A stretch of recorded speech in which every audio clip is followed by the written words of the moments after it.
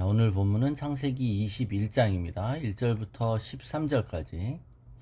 여호와께서 말씀하신 대로 사라를 돌보셨고 여호와께서 말씀하신 대로 사라에게 행하셨으므로 사라가 임신하고 하나님이 말씀하신 시기가 되어 노년에 아브라함에게 아들을 낳으니 아브라함이 그에게 태어난 아들 곧 사라가 자기에게 낳은 아들을 이름하여 이삭이라 하였고 그 아들 이삭이 난 지 8일 만에 그가 하나님이 명령하신 대로 할례를 행하였더라. 아브라함이 그의 아들 이삭이 그에게 태어날 때에 100세라. 사라가 이르되 하나님이 나를 웃게 하시니 듣는 자가 다 나와 함께 웃으리로다.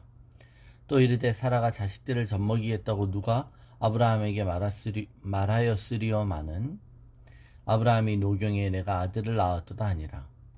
아이가 자라매 젖을 때고 이삭이 젖을 때는 날에 아브라함이 큰 잔치를 베풀었더라. 사라가 본즉 아브라함의 아들 애굽 여인 하갈의 아들이 이삭을 놀리는지라. 그가 아브라함에게 이르되 이 여종과 그 아들을 내쫓으라. 이 종의 아들은 내 아들 이삭과 함께 기업을 얻지 못하리라 하므로 아브라함이 그의 아들로 말미암아 그 일이 매우 근심이 되었더니 하나님이 아브라함에게 이르시되 내 아이나 내 여종으로 말미암아 근심하지 말고 사라가 내게 이른 말을 다 들으라. 이삭에게서 나는 자라야 내 씨라 부를 것임이니라. 그러나 여종의 아들도 내 씨니 내가 그로 한 민족을 이루게 하리라 하신지라. 네. 기다리고 기다리던 아브라함 가정에 드디어 아기가 태어납니다. 25년간의 기나긴 기다림이었죠. 드디어 노 부부에게 약속의 자녀인 이삭이 태어납니다. 그런데 이 과정을 오늘 21장 1, 2절에 이렇게 말씀하고 계시죠.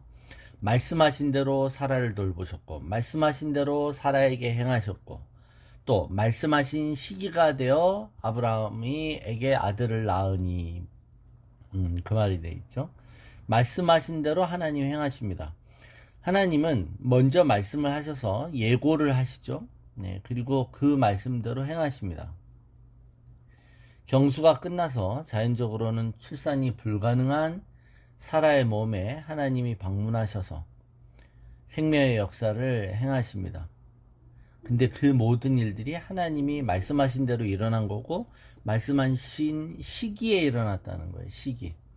네, 말씀하신 것 일어난 거는 물론 그것도 큰 감동이지만 그것보다 더 큰 감동이 말씀하신 시기에 일어났다는 겁니다.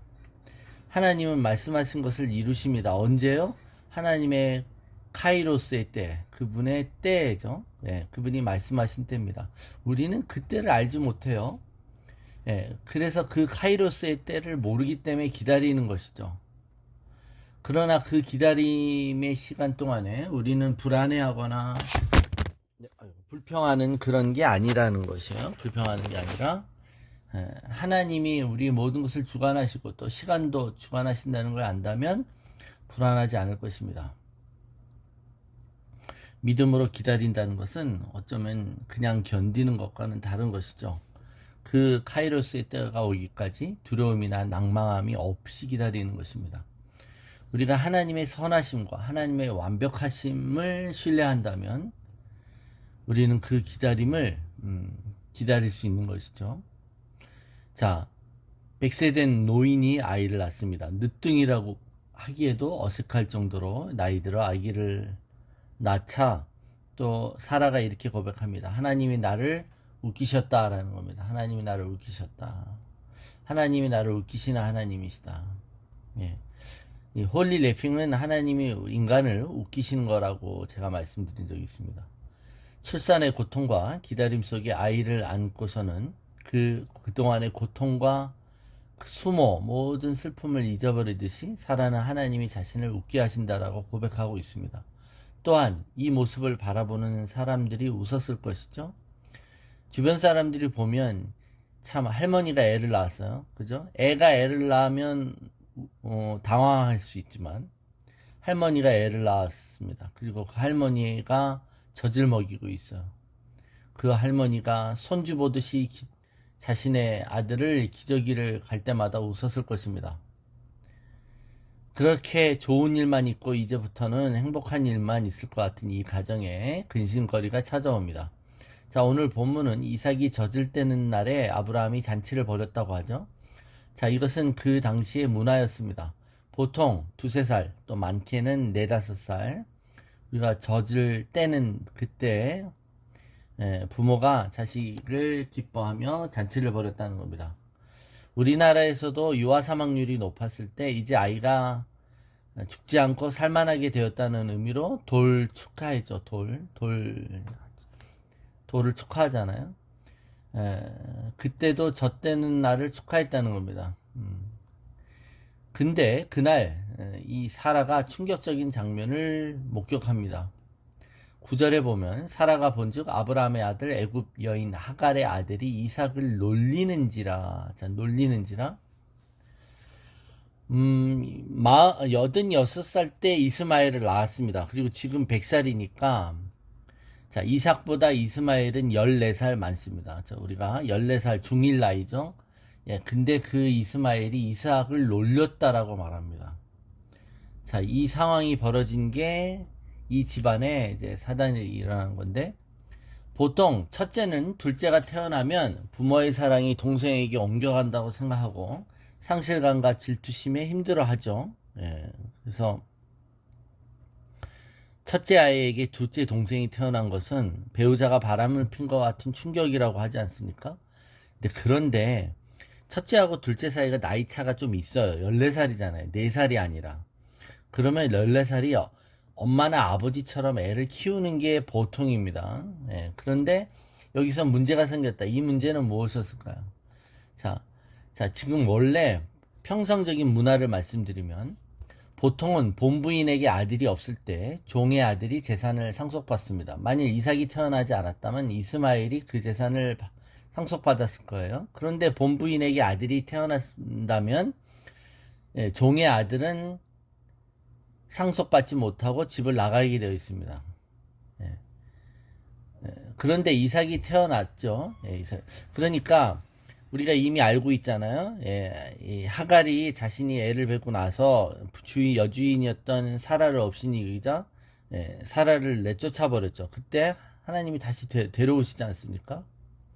자, 이삭이 태어났음에도 불구하고 아브라함은 하갈과 이스마엘과 같이 살고 있었습니다.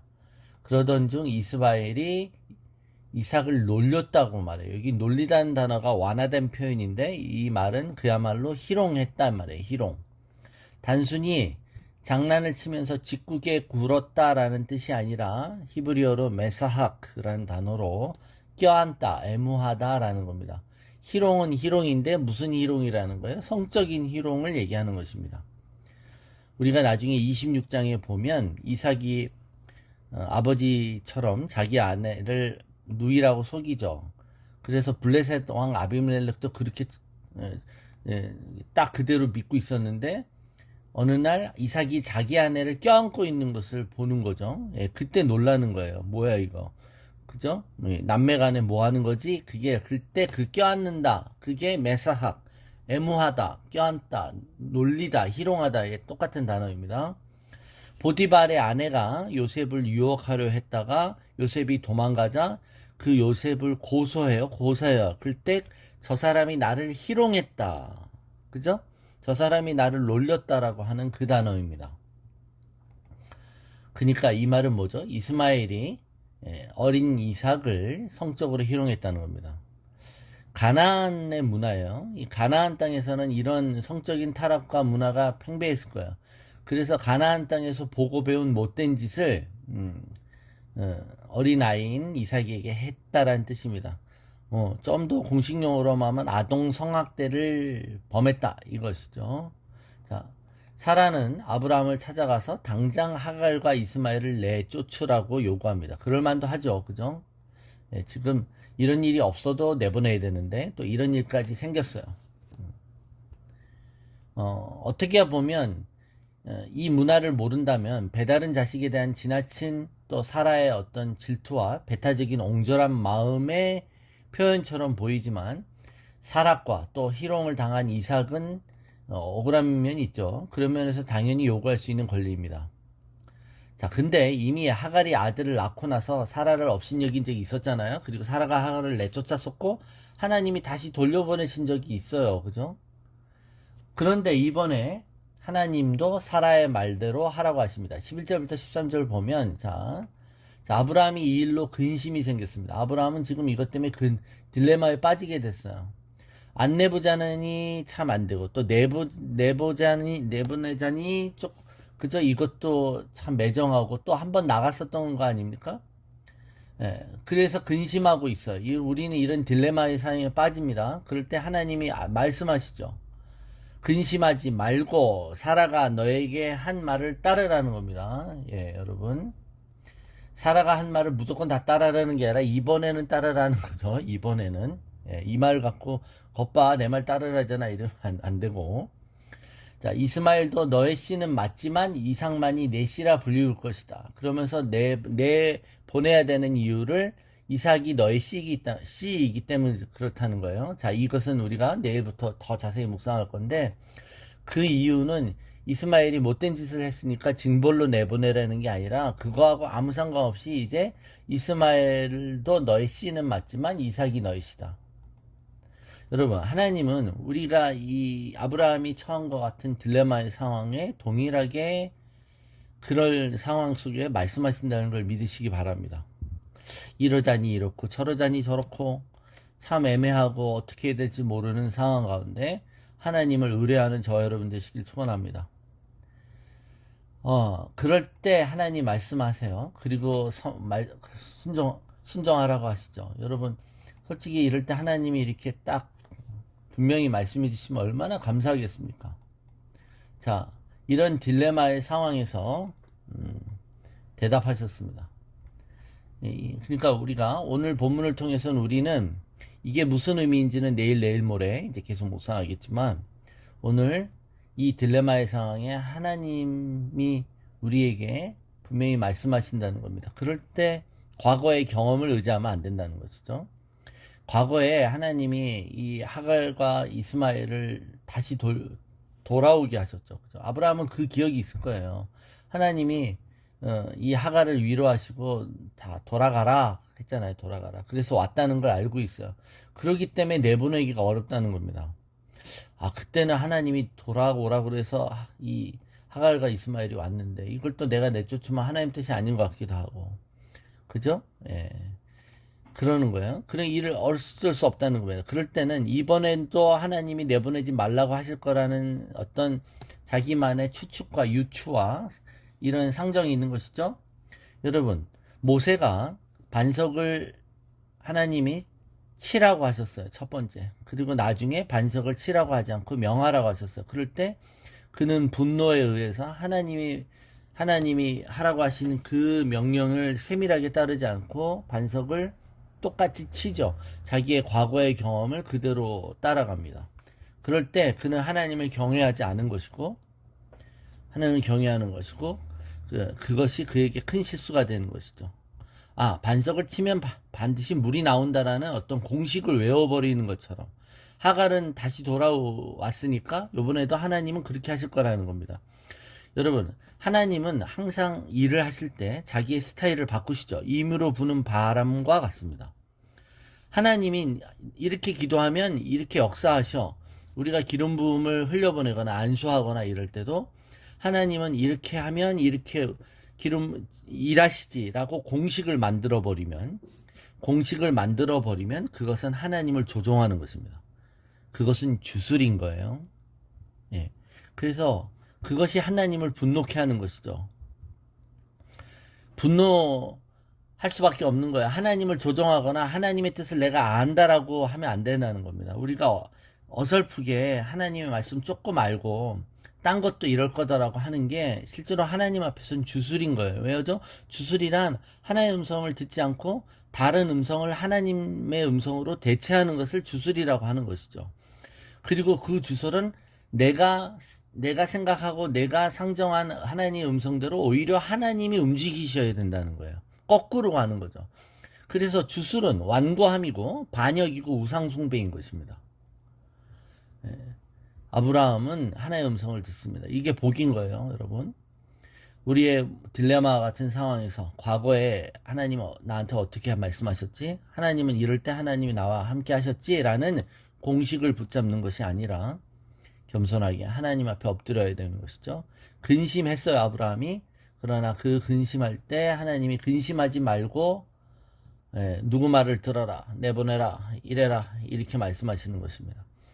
여러분, 이사야 말씀에 우리 뒤에서 음성이 나서 네가 좌로 갈지 우로 갈지 내비게이션 말씀입니다.